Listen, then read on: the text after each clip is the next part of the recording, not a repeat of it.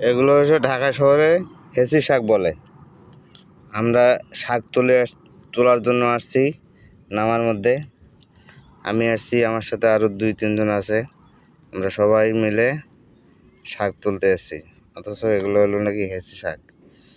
এগুলো আমাদের গ্রাম অঞ্চলে এইসব কিন্তু এই শাকগুলো খায় না। এত সুন্দর সুন্দর শাক হয়েছে, শাকগুলো দেখে খুব ইচ্ছা হচ্ছে যে না আসলেই খুব সুন্দর।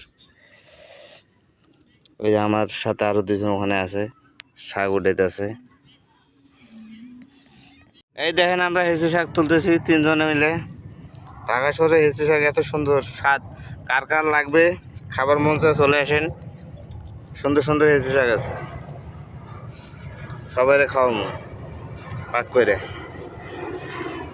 বেশি করে তোলেন, আমার দর্শকেরা কিন্তু খাবে। সবাইরে দাওয়াত রইল।